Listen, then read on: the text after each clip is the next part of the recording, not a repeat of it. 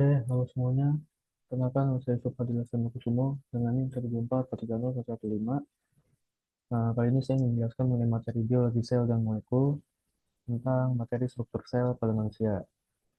Jadi saya akan menjelaskan mengenai perbedaan sel eukariotik dan prokariotik, serta sel-sel apa aja yang terdapat di tubuh manusia.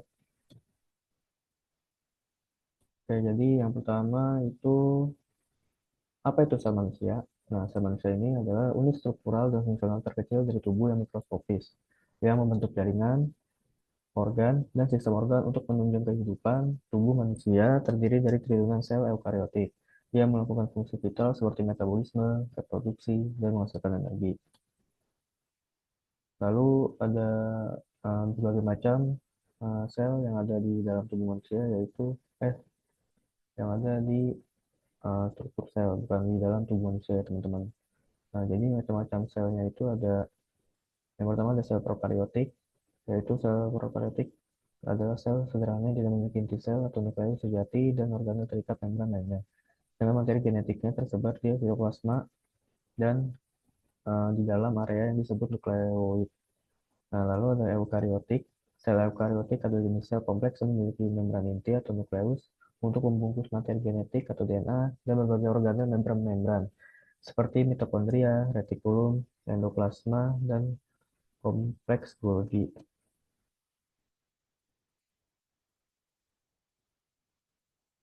Terus ini ada ciri-ciri utama dari sel prokaryotik, yaitu tidak memiliki inti sel, materi genetik atau DNA-nya itu tersebar di sitoplasma. Lalu tidak memiliki organel bermembran seperti mitokondria dan badan Golgi. Lalu ukurannya ini lebih kecil dan strukturnya lebih sederhana. Dan sifatnya ini uniseluler atau bersel satu. Contoh organismenya itu seperti bakteria dan archaea. Kemudian ada sel eukariotik itu yang memiliki ciri-cirinya memiliki inti sel atau nukleus yang dibungkus oleh membran, kemudian organel bermembran atau mitokondria, retikulum endoplasma, badan Golgi, lisosom, vakuola, dan kloroplas. Ukurannya itu dia lebih besar dan strukturnya itu lebih kompleks. Nah, sifatnya ini bisa uniseluler atau multiseluler. Contoh organismenya itu ada animalia, plantae, fungi, dan protista.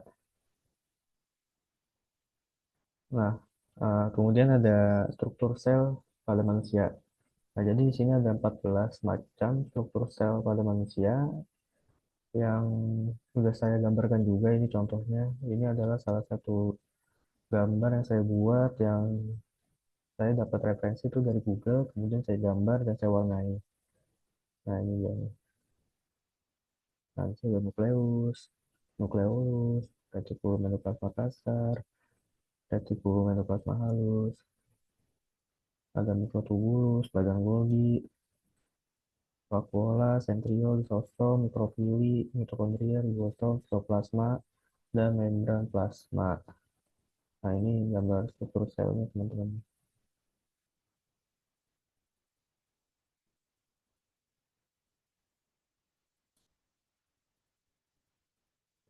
Nah, jadi itu yang pertama ada membran plasma. Membran plasma ini merupakan lapisan paling luar yang membungkus sel. Fungsinya itu untuk melindungi si sel serta mengatur keluar masuknya zat seperti air, oksigen, dan nutrisi agar keseimbangannya sel tetap terjaga. Lalu ada sitoplasma, yaitu cairan kental yang mengisi bagian dalam sel. Di dalam sitoplasma terdapat berbagai organel sel, dan disinilah banyak reaksi kimia penting untuk kehidupan sel berlangsung. Kemudian ada nukleus, merupakan pusat pengendali sel karena berisi materi genetik atau DNA. Nukleus berperan dalam mengatur aktivitas sel seperti pertumbuhan, pembelahan, dan produksi protein. Lalu ada nukleolus, adalah bagian kecil di dalam nukleus. Fungsinya untuk membentuk ribosom yang nantinya akan digunakan dalam proses pembuatan protein. Lalu ada ribosom. Ribosom ini merupakan organel kecil yang berfungsi sebagai tempat sintesis protein. Ribosom bisa menempel pada retikulum endoplasma kasar atau berada bebas di sitoplasma. Retikulum endoplasma kasar itu adalah jaringan saluran yang memiliki ribosom di permukaannya. Organel ini berfungsi untuk membantu proses pembuatan dan pengangkutan protein. Kemudian ada retikulum endoplasma halus. Retikulum endoplasma halus ini tidak memiliki ribosom di permukaannya. Fungsinya itu untuk membantu sintesis lemak, detoksifikasi zat berbahaya, dan penyimpanan kalsium. Pembagian Golgi ini berfungsi untuk memodifikasi, mengemas, dan mendistribusikan protein dan lemak yang dihasilkan oleh retikulum endoplasma ke bagian sel lain atau luar sel. Kemudian ada mitokondria yang biasa kita sering sebut sebagai pembangkit tenaga. Nah, mengapa disebut pembangkit tenaga? Karena dia ini berfungsi untuk masuk energi dalam bentuk ATP melalui proses respirasi sel. Nah, lalu ada lisosom yang organelnya itu adalah organel sel yang mengandung enzim pencerna. Nah, fungsinya ini untuk menghancurkan zat sisa organel yang rusak atau benda asing yang masuk ke dalam sel. Kemudian ada sentriol berperan dalam proses pembelahan sel. Organel ini membantu pembentukan benang spindel yang memisahkan kromosom saat sel membelah. Lalu ada vakuola.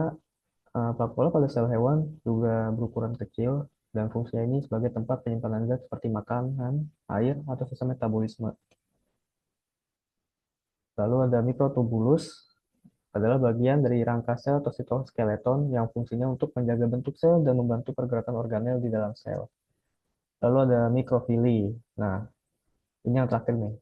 Jadi mikrofili ini adalah tonjolan kecil pada permukaan sel yang fungsinya memperluas permukaan sel sehingga penyerapan zat seperti pada usus menjadi lebih efektif. Oke, sekian dari saya. Kurang lebihnya mohon maaf. Wassalamualaikum warahmatullahi wabarakatuh.